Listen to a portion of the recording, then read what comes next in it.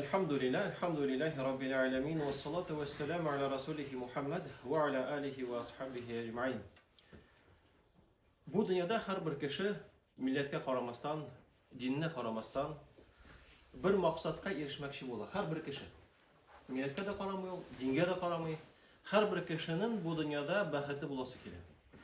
Hem her bir kişi şul bahetke karada şuşa öz yolu bilen barıp yitirgen, şul maksadka.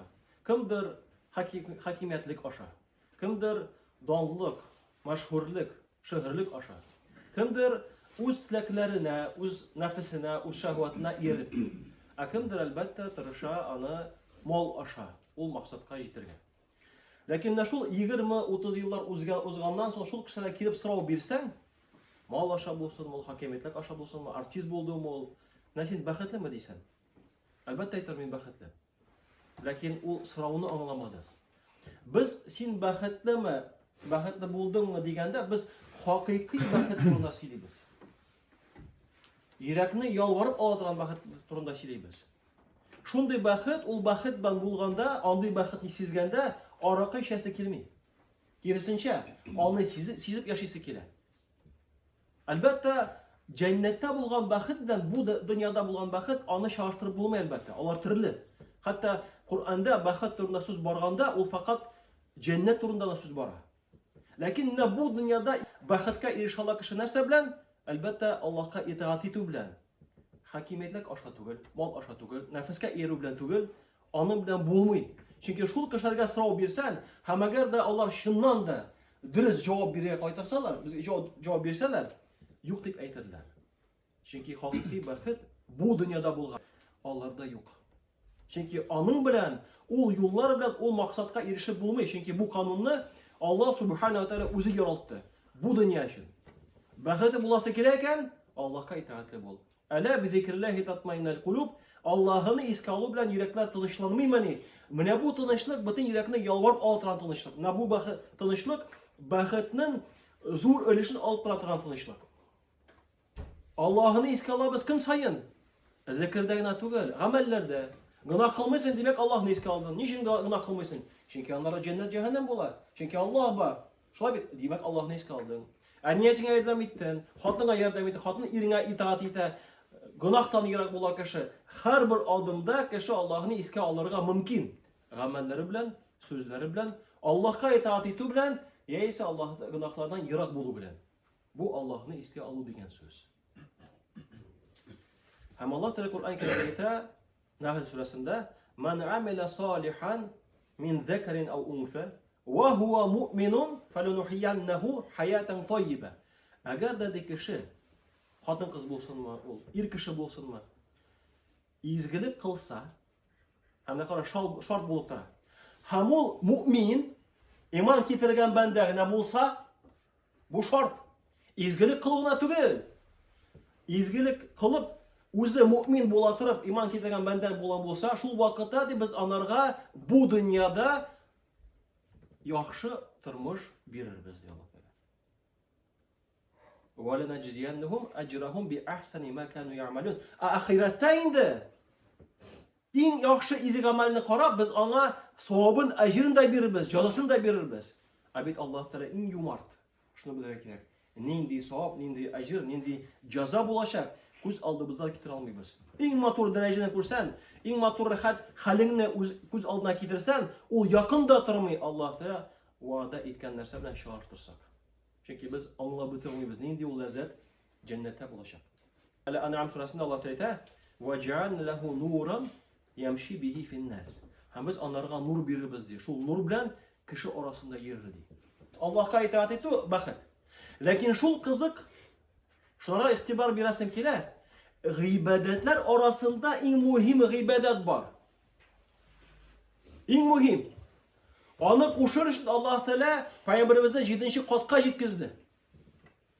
O 5 tapkır namaz. Mene biz namaza kirab Allahu Ekber degeç, yani Allah'ta en zor derecede. Allah Teala üstün bütün nesnelerden. Sen o fikrinden de kibitke bardın, onda gittin. Senin probleminden de, o gıybedetten de Allah Teala bütün nerseden üstün. En zor derecede Allah Subhanahu wa Ta'ala. Onun derecesini göz aldığımızda getir almayız. Nersene bulmasın. Шуңа дуа кылганда да Аллаһдан берәр мәсьәләне шишуны сораганда да, ул мәсьәлә Аллаһтан анда ул кичкенә мәсьәлә. Шишергә Аллаһта бернинди проблема юк. Бернинди авырлык юк.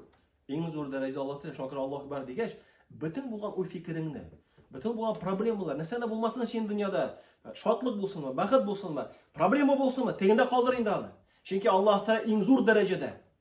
Намазың синең менә бу дөньяда бөтен гамәлләргә карасан, бөтен гамәлләр. Бу дөньяга каратканда да, ахирәткә дә иң мөһим дәрәҗәдә ул намаз. Вот иң зур дәрәҗәдә. Biz bunu bilamiz, lakin onun turunda uyg'ona olmaymiz. Buni anlatib uzra kerak. Chunki Payg'ambar Muhammad sallallohu alayhi vasallam Huzayfa ibn Yamandan sahihda kelgan bir hadis, anna Rasululloh sallallohu alayhi vasallam ila hazaba amruhu fazi'a ila as-salah. Agarda biror masala burishsa, Payg'ambarimiz ul namozga bosadi degan. Bizda bit nechuk? Problema bo'lsin, ana o'tarman. Yo'q, problemam bor, namozga bos, istama namozni o'qi. Bu farz namoz turida so'z bormi? Farz namoz o'qilaydi ul. Bu eng zo'r darajada, eng muhim bu dunyoda. Niçin eng muhim? Chunki sen namozing durust yaxshi bo'lsa, boshqa qolgan amallarың da yaxshi bo'lacak. Lakin agarda namozda problem bor ekan, kimchilik bor ekan, u sening turmushingda bo'lgan qolgan amallaringga asar berar ekan. Ham kirisincha, amallaring yaxshi ekan, izgilik qilishga tirishasың, gunohdan yiroq bo'lishga tirishasың, bu namozingga asar berar. Namozing kamil ravishda bo'lishga mumkin. Agarda gunohlar bor ekan, bu namozga asar etadi. Namoz kimchilik bilan bo'ladi. To'g'ridan to'g'ri. Shunday bir hadisda kelar, Sahih Abi Davudda Payg'ambar Muhammad sallallohu alayhi vasallam aytadi: "Ya Bilal, aqimis salat arihna biha." Ya Bilal de, qomat pishirdi. Namoz o'qiymiz, namozda yo'l aytamiz. Arihna biha, namoz bilan yo'l aytamiz. Bu ko'ngil tinchligi, bu baxt, saodat nechta aytsagizda. Chunki Payg'ambar Muhammad aytadi, Anas ibn Malikdan kelar, Sahih silsila bilan kelgan bir hadisda, "Va ju'ilat qurrati ayni fi salat." Ham menga de ishlangandi, men lazzatim, tinchligim narsada? Namozda. Namozda. Shukr namoz bizning turmushimizda eng ulug' darajada u. Namoz orasida endi ul amallar. Bo'lay tugul, ishlarim aqoidada tegina namoz yo'q. Amna namozlar orasida sen ishlaring. Chunki namoz o'z vaqtida o'targa tiyish. Narsagina bo'lmasin sen turmushingda. Gunohda bo'lsang da baribir namozing, farz namozing vaqtida o'targa tiyish. Yoshlarga da shuni aytaman. Narsagina bo'lmasin. Ko'ngilsizlik kelirga mumkin, og'irlik bo'lirga mumkin. Albatta biz zaif kishilar gunoh qilirga mumkin. Narsagina bo'lmasin. 5 tapqir namozini farzni vaqtida o'targa tiyishsin. Og'ir ekan, tag'in namozga bas. Bizda bitishik og'irlik keldi. Shayton o'z fikrlarini kirita boshlaydi. Ayda, bunda bor, teginda bor, gunoh qil, mana ishla, balki ko'ngling netir shishilar, oshilar. Yo'q. Namozga bas. Namozdan so'ng sening ko'ngling shishilar. Ko'ngling jingilroq namozdan so'ng bo'lacak. Chunki sen namozga tushgach, sajdada yil-yil Allohdan so'raysan yordamingni. Hatto sen balki bilmasga da mumkin. Nindi sen duoda. Просто aytamanki, ya Rabbim, og'irlikda bo'lishmay, bilmayman nechik. Ot nechik tilaysan? Shulay bo'lishmay. Nechik men uchun xayrli shulay bo'lish. Ham 5 minutda o'tmay, qardoshlarim, agarda ixlos ko'ngilda sajdada bo'lsak, yil-yil so'rasak, 5 minut o'tmaydi qizim, qardoshlarim, ko'ngilga yengillik kela boshlaydi. Alloh taolo qabul etadi. Ixlos ko'ngildan qilgan duolarni. Shokira bir g'alim shunday matov so'zlar aytadi.